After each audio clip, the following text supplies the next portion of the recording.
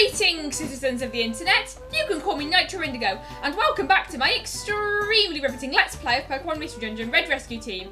In the last episode, we did some mostly uneventful side missions, but Team Meanies did raid our mailbox, except they actually didn't, so that was kind of pointless. And in this episode, I know that the plot's going to advance because I've played this game before, and actually after the last recording, I actually left the rescue team base just to check what would happen next, but then I didn't save because that would be because that would just kill the pace, but I didn't save afterwards, so I always just babble on during this. Anyway, let's go outside to continue the plot.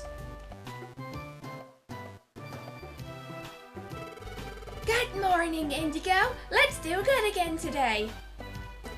Indigo, hello! Huh? Who was that? Does my voice for Caterpie sound tolerable? Oh, Caterpie, how have you been? Please help my friend. What's the matter? I was playing with my friend Metapod. I always said planning to play with my friend Metapod. But Metapod got lost in the woods. He's still lost out there. Okay, that's Caterpie sounding like Mickey Mouse / Lara again. Oh, I see. That does sound bad. Kekeke. Hey, what do you think you're doing? Have no fear. We're here to save your chum Metapod.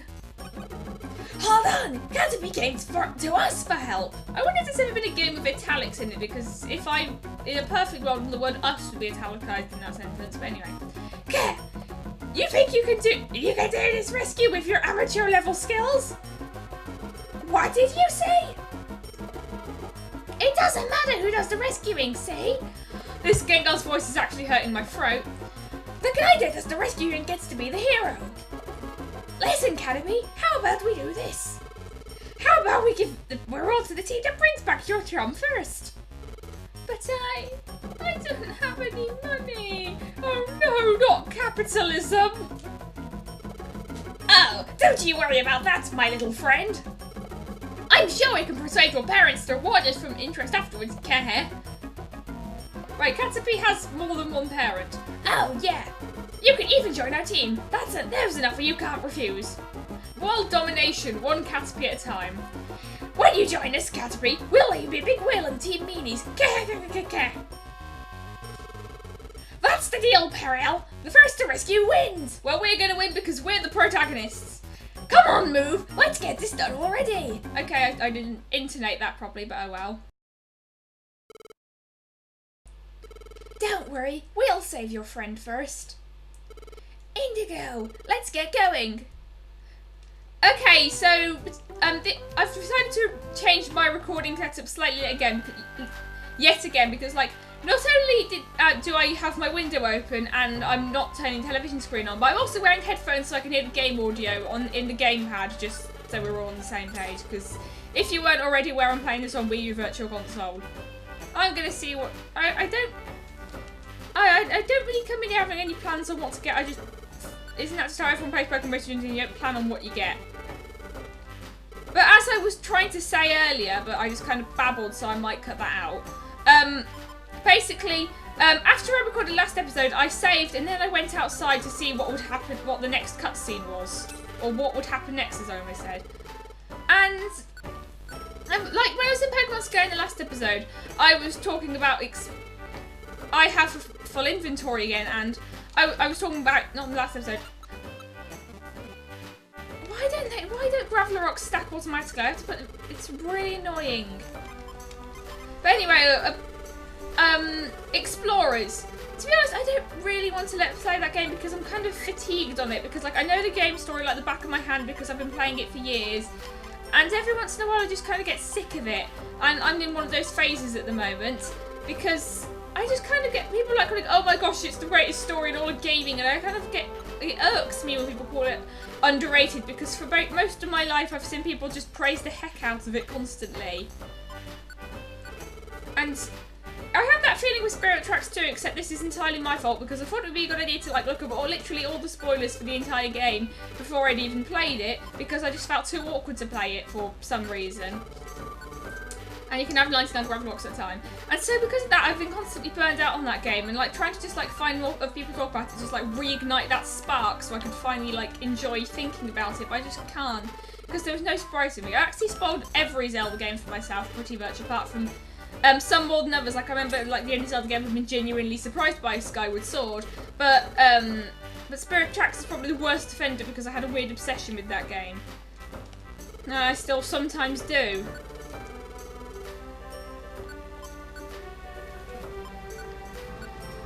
Okay, Overgrown Forest. This is... Since there... I can't actually remember what Pokemon... I was going to buy Overgrown Forest because I thought there was a lot of bug types in Sinister Woods. And then I remembered off the top of my head, I don't know what Pokemon are in Sinister Woods, so...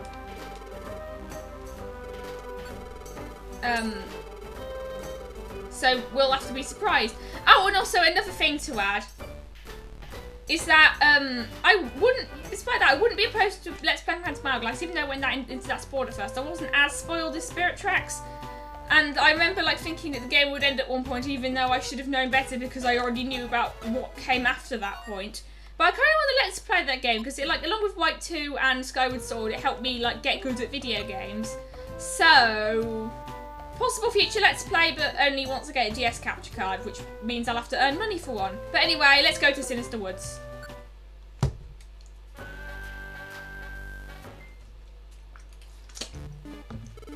This must be it. Metapod is lost somewhere in these woods. Oh, I just realised that this outside bit looks a bit like the outside part of Tiny Woods where you wake up at the start of the game. Gengar's gang should be in there already. We need to hurry. Sinister Woods. As far as I noticed, 12 floors long. If I'm wrong, then obviously we'll see it as we go along. And here's an oddish, which is, I think it's in like, I think it's like in a jungle friend, in the jungle friend area. I'll put on a correction on screen if I'm wrong. And we could have bought that. And so as I just checked, there was no Pokemon we could recruit here. But also, there's a part in the music that's just coming up.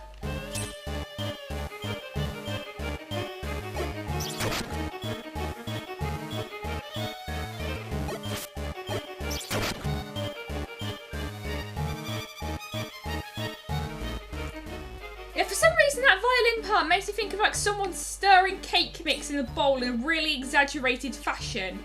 And also, it's a bit weird that there was swine in this forest. It reminds me of like in Pokémon Mystery Dungeon Gates to Infinity, where there's a volcano dungeon with mammoth swine in it.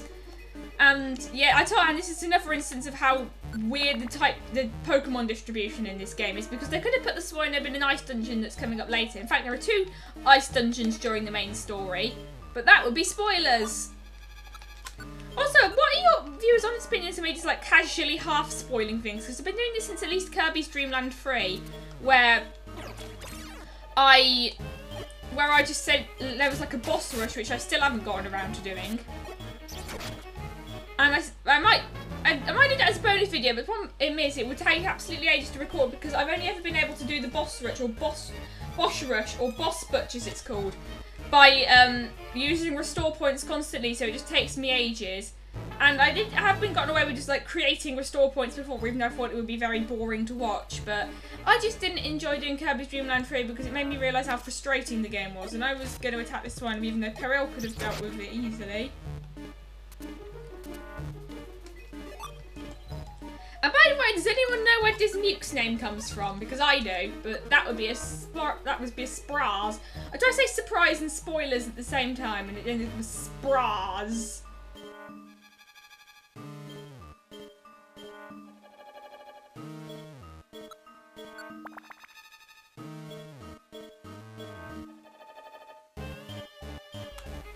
See, I've made a list of things to talk about, but I've already kind of talked about it, most of it already. So I was thinking about what games that can be played on a 3DS that I'd like to Let's Play if I can get a 3DS capture card. And besides Phantom Hourglass, other games I want to Let's Play include Solitaire Robo, Red the Hunter, and The Legend of Zelda: A Link Between Worlds. If you'd be up to watch any of those in the distant future, please let me know. But I have no idea which one I'm going to do first, so I'll probably do a poll if I ever have the opportunity to Let's Play those games in the first place, because I'm not getting Phantom Hourglass on Wii U Virtual Console.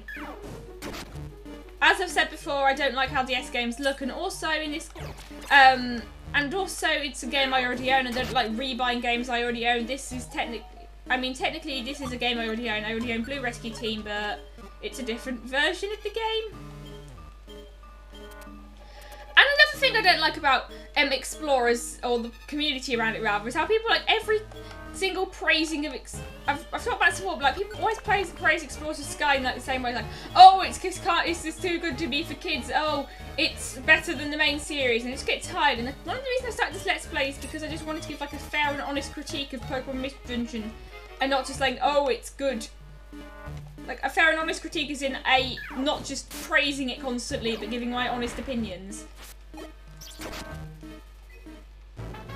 It's like, I remember when Sugar Condor said on Twitter that he might do Pokemon spin-offs, and if anyone people would be up to seeing those, and he mentioned a bunch of, and a lot of people in the comments mentioned, oh, you should do Explorers, it's a really underrated game, specifically Explorers of Sky, because Explorers of Time and Darkness do not exist in this parallel universe or something. But anyway...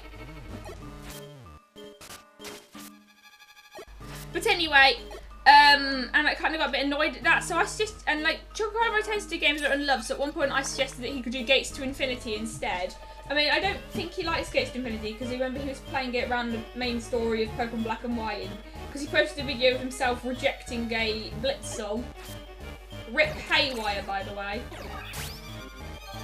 But anyway, and lots of people say to do Pokemon Ranger, and I agree, because Pokemon Ranger Shadows Over it has lots of depth in it, and no one really ever talks about that game, like, ever. It's not even mentioned in discussions of best Pokemon, well, it is sometimes mentioned in discussions of best Pokemon spin-offs, but not as often as Explorers, or even maybe Conquest. Because, like, even though I hated that game when I was little, the words, the darkness within their hearts became the darkness within the world, has really stuck with me over the years. And it sounds like something Kingdom Hearts, but it's not. But also, for years I've had, like, the idea of a video game, for years, and like in the back of my mind I've had this like quote, which I swear is from a video game, you and I, we cannot exist in the same world. And I have absolutely no idea what it's from, and I think I might have made it up. Also, where is Peril? In a corridor somewhere. Also, some enemy Pokemon you find in dungeons will be sleeping. But when like they have the ability to shed skin, they'll like heal themselves of sleeping. It's really weird. Thanks, Dismuke. I've got 2 Reviver Seeds, so I should be fine. Or Peril should be fine, even. And I might as well use a move other than Vine Whip. Yeah, that's another thing I don't like, is how you have to constantly go into menus to use moves. I like it more how they changed it in Gates to Infinity, so you press L and then you press a face button. And Dismuke learned Headbutt. And he wants more iron because he's a hungry boy. And if you have iron deficiency, then you get anemia. And this is a grass gummy. Gee, I wonder what type of Pokemon likes it. PP checker and efficiency expert. I don't need those because they affect the artificial intelligence. But they're still nice to have.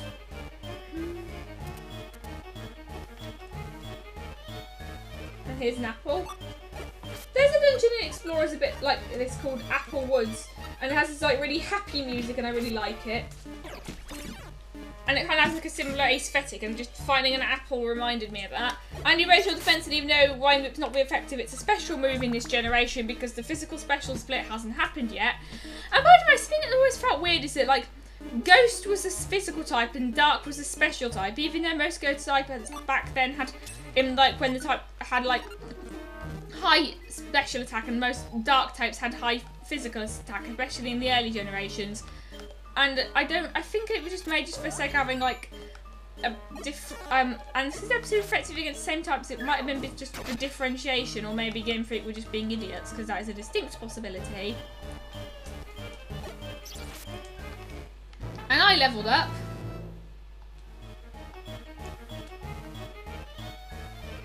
By the way, Charmander learns Metal Claw sometime soon, and she's 2 levels behind us now. And I think it's I'll see when she learns Metal Claw. What was I just talking about again before I started talking about Metal Claw?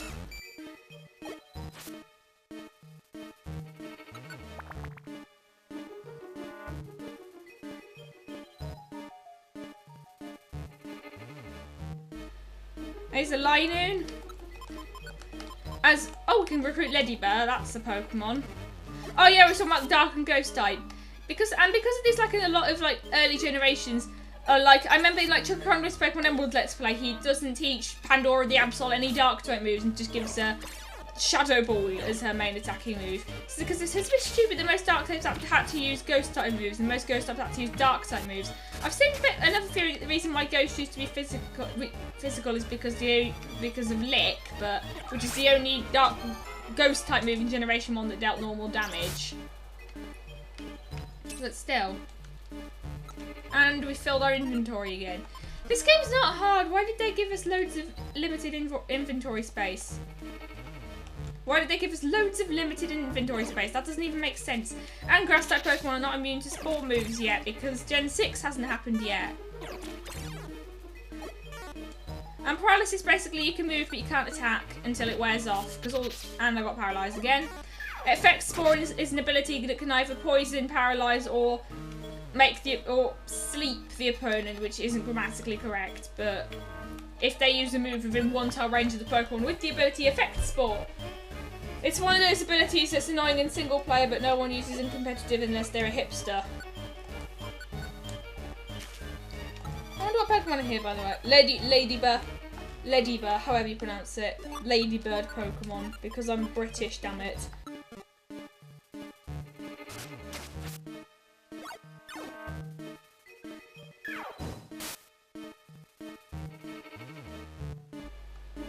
And also, this is the first instance of water. Water-type Pokemon and Pokemon that are above the ground in the animation can walk on water. Actually, there was water in Mount Steel. What am I talking about?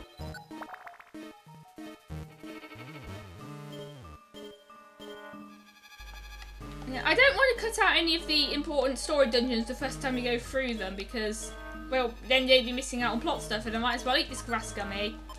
And here's Wooper again. Wooper is quad weak to grass, but apparently weaknesses and resistances don't stack in the first 2 sets of Pokemon Mystery Dungeon games. Not sure about later games though, because I know they changed the damage formula, so the damage Pokemon take isn't quite as drastic. Because you notice in like early Pokemon Mystery Dungeon games, Pokemon often take more damage than they would reasonably have. And I'll give the brown gummy to... Is brown gummy's ground type? I don't know if I should give it to Peril. Oh wait, my bag's not full. Peril or Dismuke. I suppose I'll give it to Dismuke. Because the way gummies work... Oh wait, Peril's holding it, so I might as well have her eat it. The way gummies work in this game is that they depend on the Pokemon's type, and so if they're the same type, the Pokemon will really like it, and if their Pokemon is weak to the type of the gummy, I think they'll like it as well. So it's easier to raise the IQ of dual type Pokemon. But why is Growl not working? The opponent is 2 tiles away, which is how it works in corridors, and it's well lit here. Peril, come back. Good. Oh, I think Cypher's a Pokemon we can recruit. I'm going to check. No, we can't. It also lives in the jungle friend area.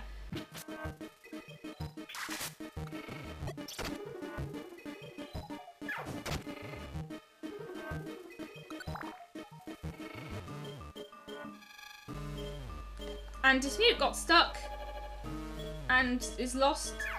Make quick work of Shroomish. You know what, might in the anime special where there's a cave of Shroomish you can't talk, and that's a raw spirit, it kills burning, but I don't think it's possible to get burned in this dungeon. And all starters conditions wear off upon travelling to the next floor. So like the reason why I brought up grass gummies when I saw around time I saw Wooper is because Wooper is quad weak to grass, so it would like grass gummy almost as much as it would like, or it likes actually Wooper would like the blue gummy the most because it's a water type and it's also a ground type, and ground is weak to water. And that's an Executor that also lives in the jungle friend area. I think it does anyway. After recording, I'll just put a thing up near the end of the video about... Not near the end of the video, necessarily. I'll put something up about if my friend area guesses were correct or not. And I suppose this time... Oh, wait, there's a brown gummy there. I think I'll throw it at whoever gets closer. Well, they're both equally close. And I pressed X again when I didn't mean to. I'm going to throw it at Peril. And she caught it.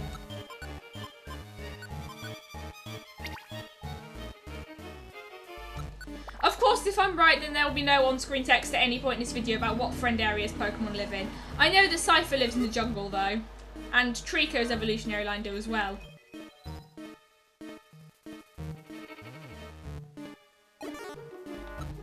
And this is Hoot Hoot. I really like Hoot Hoot. I think it lives in Flyaway Forest.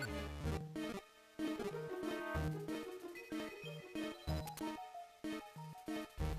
was kind of getting bored of this dungeon by this point.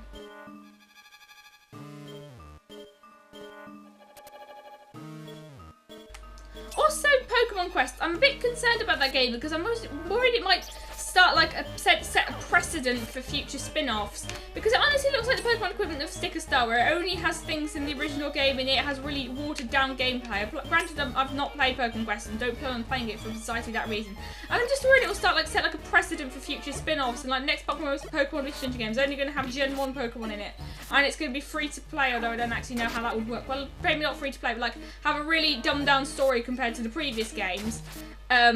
Even more so than like the Reware games. And maybe I am overreacting a bit, but at least with Let's Go, they're reassuring us that it's not going to set a precedent for future main Pokemon games, even though it sort of kind of ish maybe technically isn't a main game. They're really confusingly worded about. They're saying it's a main game but not a core game, which is so basically it's like the Oro games but for babies. But anyway. But we've had no such reassurance about Pokemon Quest, and I was kind of a bit disappointed that there wasn't a Pokemon Mystery Dungeon game announced, because it was kind of like and there's a Reviver Seed in action, because it was kind of like I was hoping for because that was like the driving force behind me buying a Nintendo Switch, as I've said before in Klonoa, and is Muke leveled up.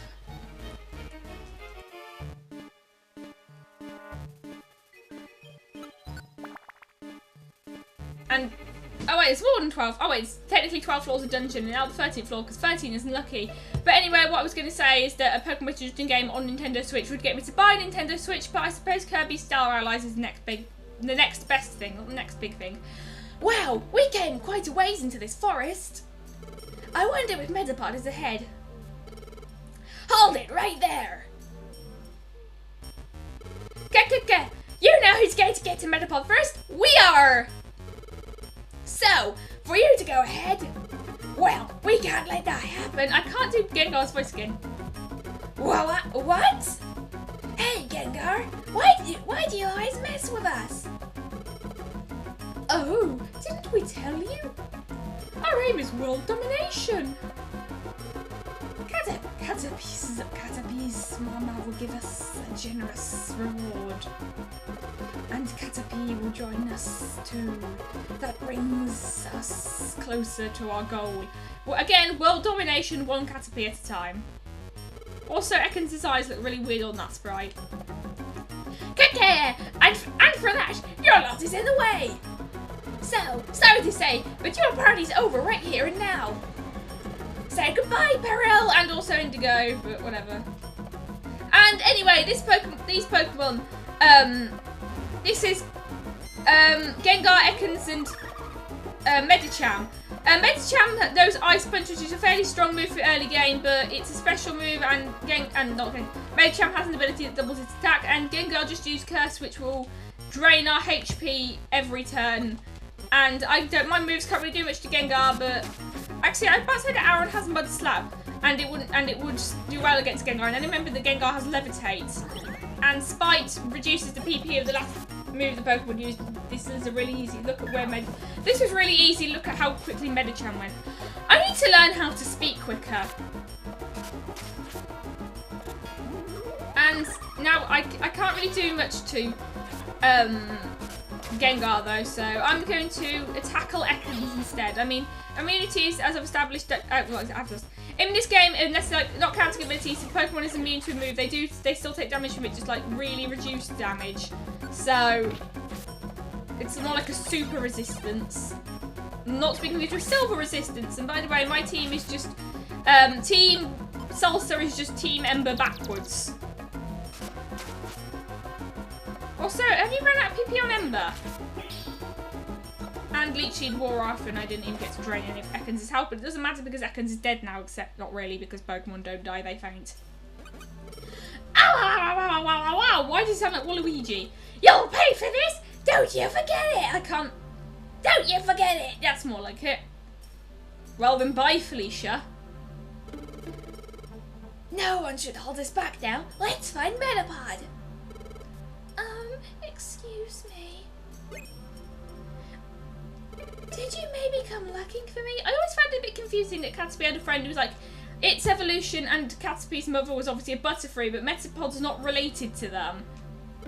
It's just a bit confusing. Like, if I made this game, I would have made Metapod like a Weedle or something because they're counterparts.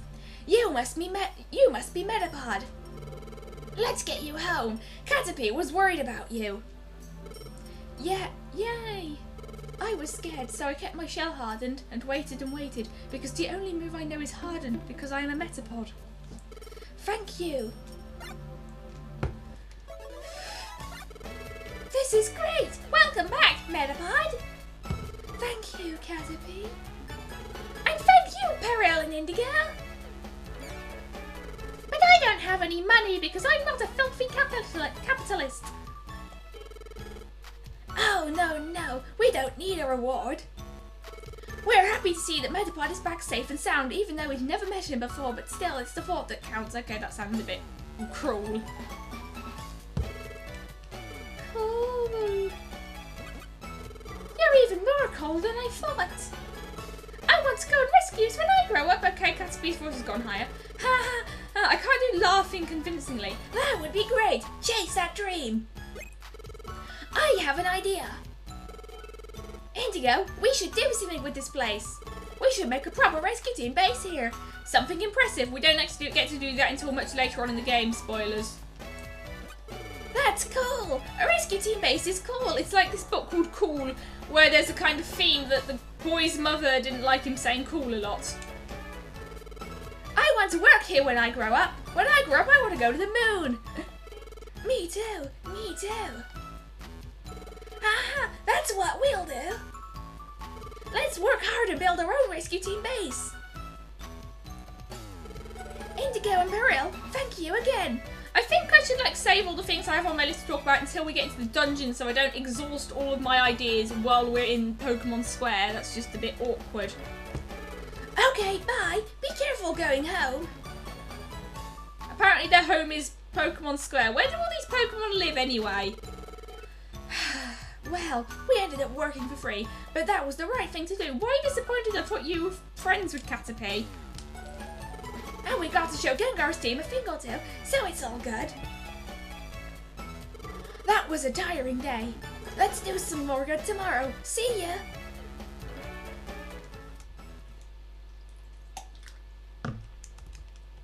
I do not want to save my adventure. The next morning...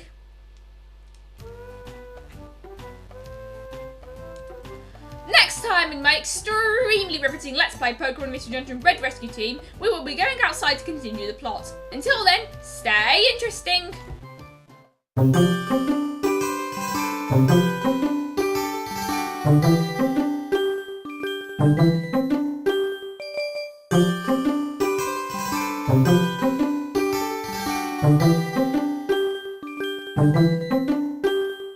Thank you.